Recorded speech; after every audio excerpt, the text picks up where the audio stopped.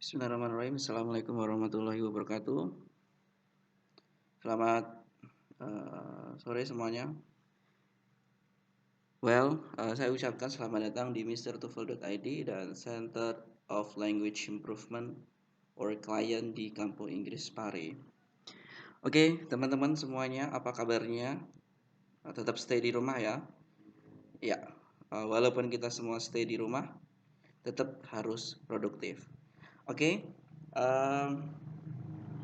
Baik teman-teman, pada sore hari ini ya karena saya ngambil videonya sore ya. Jadi kita akan sharing tentang TOEFL itu sendiri sebelum benar-benar kita belajar TOEFL ya. Oke, makanya pada sore hari ini kita akan membahas yang namanya Introduction of TOEFL by Mr. Sam.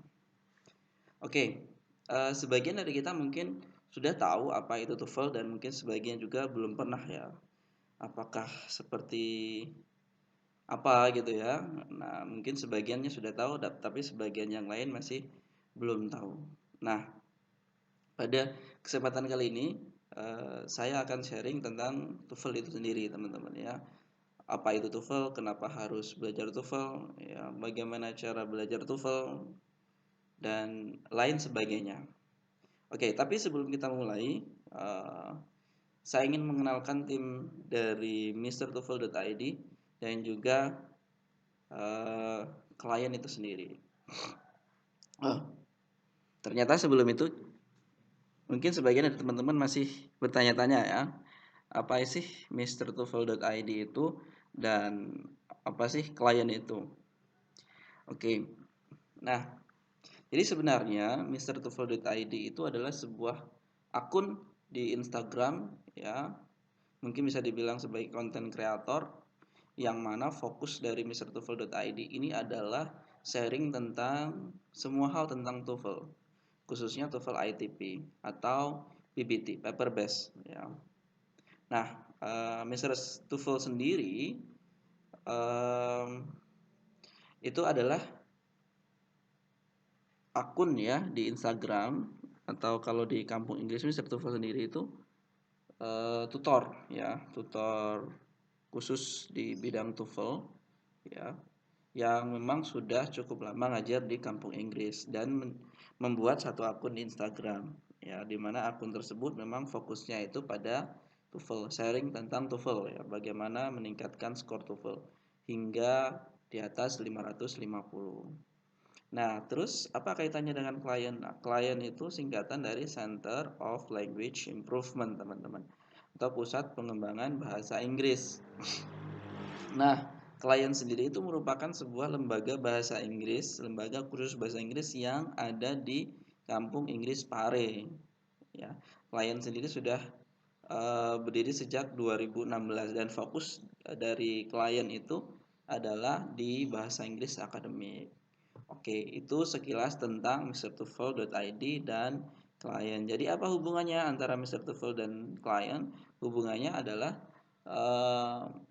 ya, Mr. TOEFL ini adalah seorang tutor ya yang ngajar TOEFL baik itu offline ataupun online ya. Sementara klien itu adalah lembaga kursus bahasa Inggris yang terdaftar sebagai lembaga resmi gitu. Oke, itu ya tentang TOEFL Mr. TOEFL.id dan klien. Oke, yang berikut itu adalah saya ingin mengenalkan tutor-tutor yang akan mendampingi teman-teman selama 1 minggu ke depan.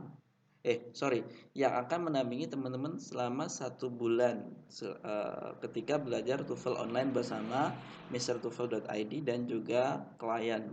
Yang pertama ini ada Mr. Sam, yang kedua ada Mr. Good, yang ketiga ada Mr. Idris, kemudian ada Mr. Irfan, dan yang terakhir adalah Miss Nurul.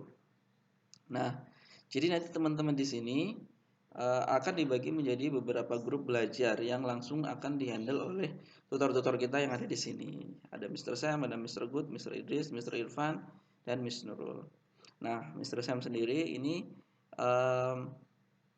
untuk mengajar bahasa Inggris sendiri sudah cukup lama ya, sejak 2011, dan mulai mengajar TOEFL itu sejak 2012 sampai sekarang. Sementara Mr. Good ini adalah salah satu founder dari Client. Ya, beliau juga merupakan eh, penulis yang cukup aktif, dan baik itu nulis bahasa Inggris atau nulis buku bahasa Indonesia ya. Kalau buku bahasa Inggris itu karya fenomenalnya adalah English Shortcut. Oke, yang berikut adalah Mr. Idris. Mr. Idris ini tutor muda yang energik, dan beliau ini adalah asli dari kampung Inggris Pare.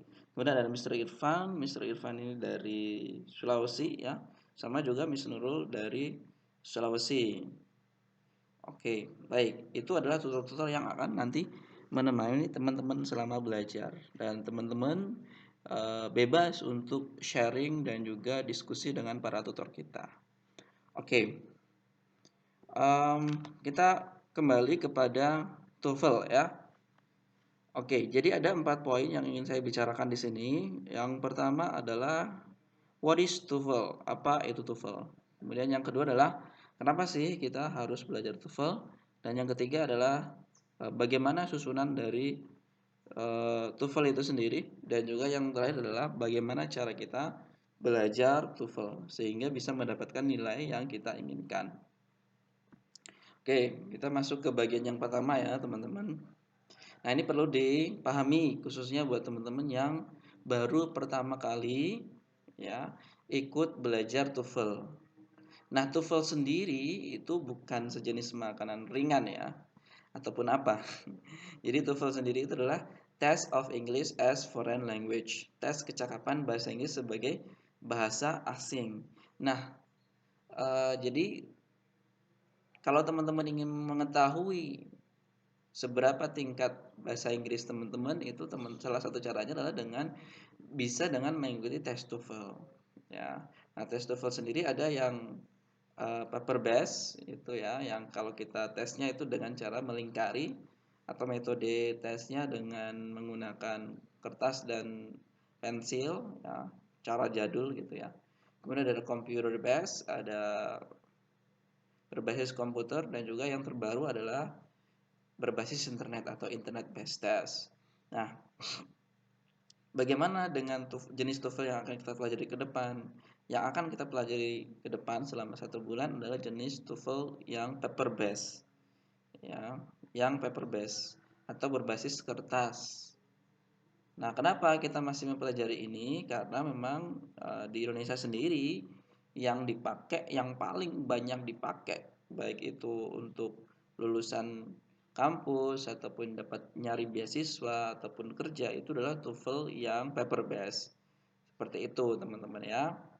Nah, itu TOEFL. Apakah ada jenis tes lain yang bertujuan untuk mengetahui tingkat kemampuan bahasa Inggris kita selain TOEFL? Ada TOEIC, ada juga IELTS ya, dan masih ada beberapa lainnya. Cuman memang yang sangat populer di Indonesia itu adalah TOEFL ya. Jadi kalau misalnya di sini ada pesertanya dari SMP, SMA, ya ini sangat bagus ya, karena setidaknya teman-teman sudah mempersiapkan sejak dini gitu. Oke, itu TOEFL ya. TOEFL itu singkatan. Kemudian yang berikut adalah kenapa sih kita harus mempelajari TOEFL? Apa alasannya gitu. Nah, di sini saya sudah merangkum menjadi beberapa poin. Yang pertama adalah jadi dengan TOEFL itu dengan nilai TOEFL yang kita miliki itu biasanya digunakan untuk sebagai syarat kelulusan kampus. Nah, memang sih tidak semua kampus di Indonesia itu mensyaratkan TOEFL ketika mau lulus, tapi mostly mereka pasti meminta nilai TOEFL ketika kita mau lulus gitu ya. Baik itu kampus swasta ataupun kampus negeri, itu sudah menjadi rahasia umum. Jadi, salah satu syaratnya adalah harus pakai TOEFL. Nah, khusus nih buat teman-teman yang di sini mungkin masih ada di semester berapa ya, ketika duduk di bangku kuliah, mungkin bisa mulai dipersiapkan nilai TOEFL-nya, sehingga nanti pas di semester 8 sudah siap dengan nilai TOEFL-nya gitu ya. Nah, yang berikut adalah TOEFL sendiri bisa digunakan sebagai syarat untuk melanjutkan jenjang studi. Jenjang studi kemana? Jenjang studi ke tingkat yang lebih tinggi, biasanya dari S1 ke S2, dari S2 ke S3 gitu. Jadi biasanya pakai TOEFL dan nilai yang diminta itu tidak tanggung-tanggung, antara 450 sampai 550. Oh ya, TOEFL sendiri ya, khusus yang TOEFL yang paper base itu nilai terendahnya itu adalah 210. Ya, jadi ketika teman-teman mengerjakan TOEFL ternyata katakanlah ya eh, salah semua misalnya, itu teman-teman sebenarnya sudah dapat nilai 210. Tapi berdasarkan penelitian eh, apa orang yang belum pernah tes TOEFL dan begitu dia tes TOEFL itu biasanya rank dapat skornya itu antara 310 sampai 360. Seperti itu, teman-teman ya. Oke. Yang berikut adalah, oh ya mohon maaf ini ada azan ya. Karena saya pas ngambil videonya ini pas pada saat asar ya. Kita tunggu sebentar. Nanti kita lanjutkan ya. Teman-teman bisa baca di sini.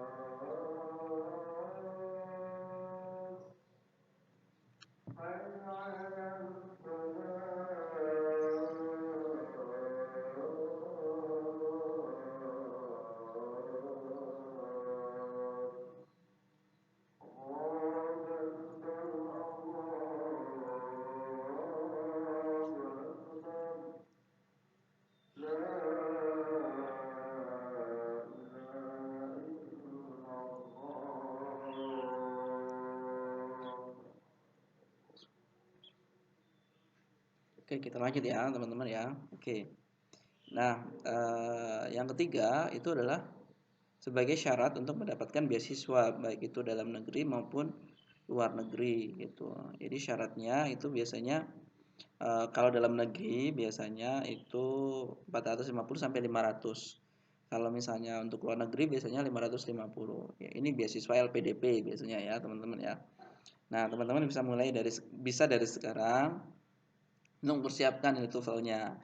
Jadi begitu lulus kuliah bisa langsung apply beasiswa dengan nilai TOEFL. Kalau misalnya teman-teman mau kuliah di dalam negeri, maka ya paling aman sih 500 gitu ya. Kalau keluar negeri minimal itu 550. Oke, itu yang ketiga. Yang keempat adalah syarat lowongan pekerjaan. Memang tidak semua jenis pekerjaan itu membutuhkan skor TOEFL, teman-teman. Biasanya yang membutuhkan skor TOEFL itu adalah perusahaan-perusahaan BUMN ya, atau multinational company atau perusahaan asing ya. Biasanya mereka mensyaratkan TOEFL dan itu pun pada posisi-posisi tertentu. Biasanya posisi-posisi yang cukup tinggi ya, yang cukup bonafit. Itu biasanya pakai skor TOEFL. Jadi memang tidak ada ruginya buat teman-teman ketika teman-teman itu mempunyai sertifikat TOEFL dengan nilai yang bagus. Oke. Kemudian yang berikut sebagai syarat untuk mengikuti program Students Exchange. Nah, bagi teman-teman yang saat ini duduk di mana di bangku kuliah dan masuk di semester 5 ya. Teman-teman bisa mengikuti banyak program student exchange. Biasanya sih program student exchange itu ya di semester 5 gitu ya. Semester-semester awal lah. Jadi teman-teman bisa lumayan tuh kalau teman-teman bisa ikut student exchange, teman-teman dapat beasiswa, jalan-jalan ke luar negeri, belajar apa namanya, belajar di luar negeri dalam waktu yang singkat, ya tambah pengalaman. Cuman memang syaratnya adalah you must have TOEFL score. Jadi teman-teman harus punya nilai TOEFL dan minimal itu 500 gitu.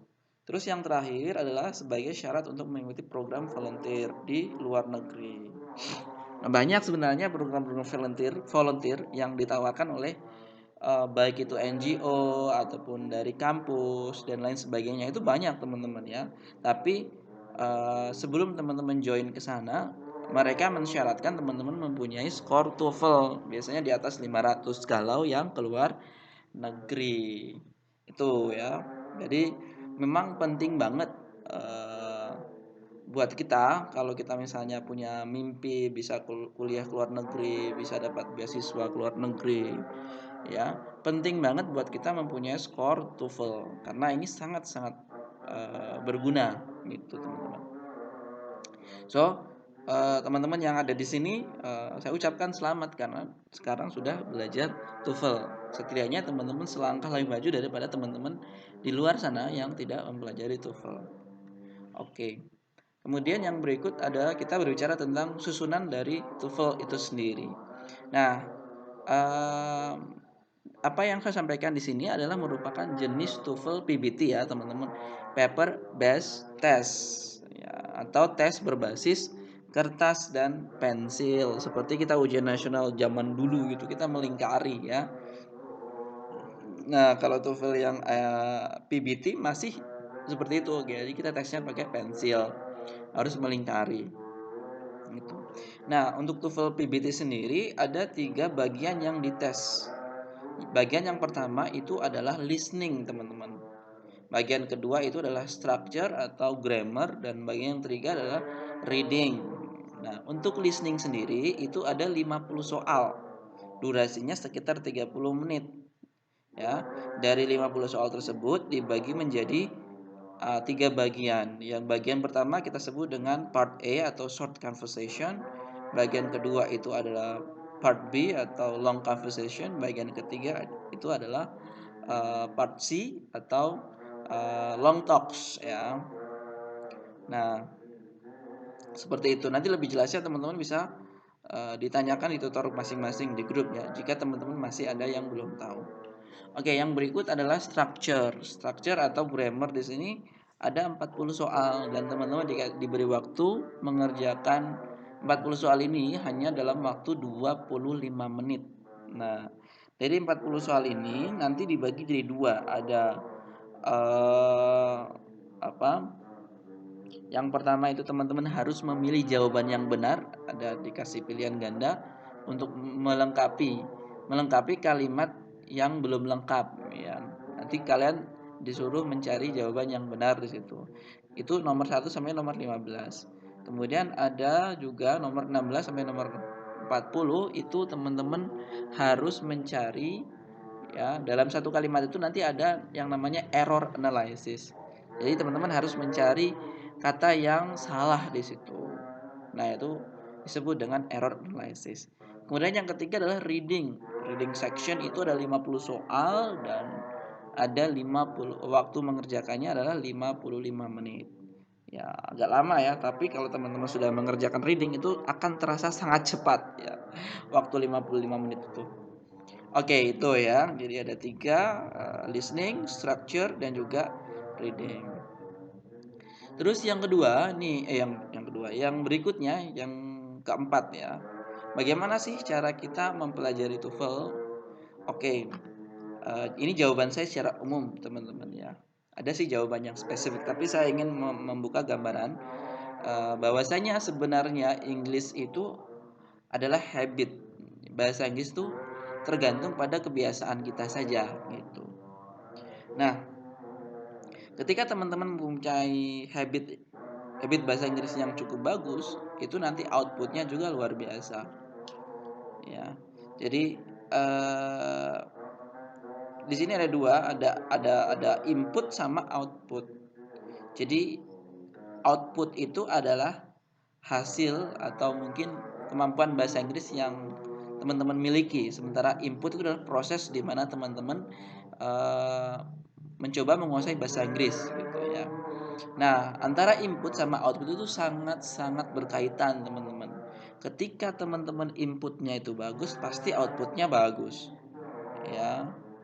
Nah, inputnya seperti apa? Inputnya itu adalah listening, reading, vocabulary, dan grammar. Maksudnya seperti apa sih? Oke. Jadi ada istilah kalau kamu ingin menjadi pembicara yang bagus, maka kamu harus menjadi pendengar yang baik. Nah, dalam bahasa Inggris pun seperti itu, teman-teman. Uh, if you want to be good in speaking, so you must listen. Oke, jadi seperti itulah. Jadi ketika teman-teman ingin speakingnya sangat bagus, maka teman-teman harus banyakin listening. So every day you must listen. Ya, jadi itu akan sangat mempengaruhi kualitas speakingnya. Kemudian reading. Nah, reading itu adalah input.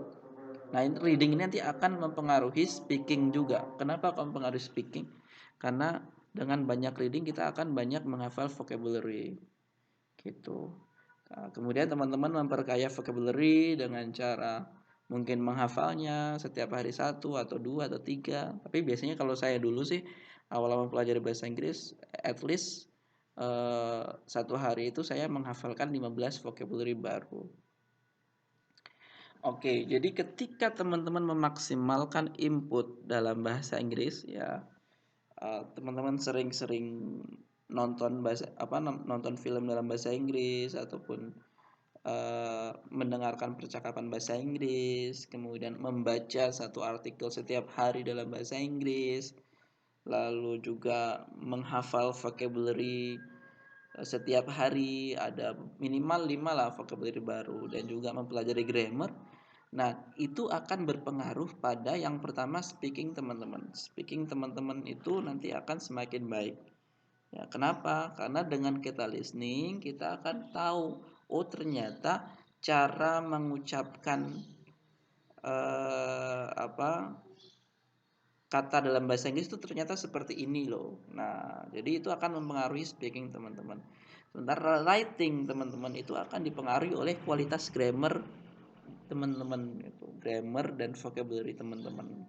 Semakin banyak vocabulary atau kosakata yang teman-teman miliki, maka semakin baik tulisannya juga karena nanti kita banyak menggunakan variasi vocabulary gitu. Nah, input juga, jadi ketika kita semakin banyak eh, apa semakin banyak belajar gitu ya, semakin banyak listening, reading, belajar vocabulary, grammar, itu juga nanti akan mempengaruhi skor TOEFL teman-teman tuh ya. Bahkan skor IELTS juga bisa terpengaruh gitu. Nah, itu secara umum bahasa Inggris secara umum seperti itu. English is only about habit. Bahasa Inggris itu hanya sebatas habit ya.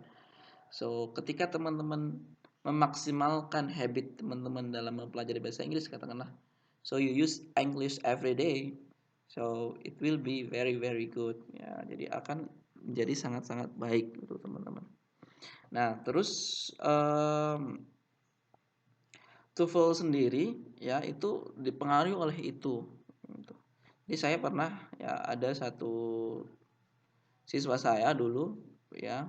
Jadi dia belum pernah tes TOEFL, tapi begitu dia tes TOEFL ternyata skornya itu sudah 600 teman-teman. Tahu nggak kenapa? Karena ternyata dia sejak SMP itu sudah suka bahasa Inggris. Setiap hari suka nonton YouTube ya. Setiap hari suka baca artikel bahasa Inggris dan itu berlangsung cukup lama gitu. Dan ketika dia tes benar saja nilai TOEFL-nya bisa dapat 600 karena memang bahasa Inggris sudah menjadi habitnya. Oke. Gitu ya. Jadi mungkin pertanyaan berikutnya adalah bagaimana sih cara kita mempelajari TOEFL supaya nilai kita itu semakin baik ya, semakin tinggi. Nah, jawabannya adalah selain teman-teman memaksimalkan habit bahasa Inggris, teman-teman juga memang ada baiknya memang belajar itu mempunyai target gitu ya, mempunyai target, kemudian nanti ada yang membimbing baik itu tutor ataupun mungkin teman ya. Tapi saya sarankan sih tutor gitu. Tutor yang memang dia spesifik di TOEFL gitu. Sehingga dia tahu tips dan trik ya bagaimana supaya melejitkan skor TOEFL. Oke. Nah, ini mungkin yang terakhir teman-teman. Pertanyaan dari kami adalah what score of TOEFL do you want to achieve? Berapa sih skor TOEFL yang ingin teman-teman dapatkan? Saya yakin pasti teman-teman jawabnya di atas 500 ya. Mungkin ada yang 550, ada yang 600 bahkan ya. Atau mungkin ada yang 1000. Ya, well, TOEFL PBT sendiri sebenarnya skor maksimalnya adalah 677 gitu ya. Jadi itu paling tinggi. Itu sudah betul semua. Nah, itu sudah expert banget. Oke, berapapun skor yang teman-teman ingin capai, pastikan teman-teman belajar, gitu ya. Belajar dengan siapa? You can study with us. Ya, kita bisa belajar bareng-bareng bersama mrtoefl.id dan juga teman-teman dari Center of Language Improvement Kampung Inggris. Oke, itu pembukaan dari kami ya. Ini adalah pembukaan sebelum kita mulai belajar besok ya. Besok hari Senin tanggal 13 April besok teman-teman sudah akan mendapatkan materi ya, materi tentang TOEFL. Oke, mungkin dari saya cukup sekian. Thanks for watching and saya tutup. Wassalamualaikum warahmatullahi wabarakatuh.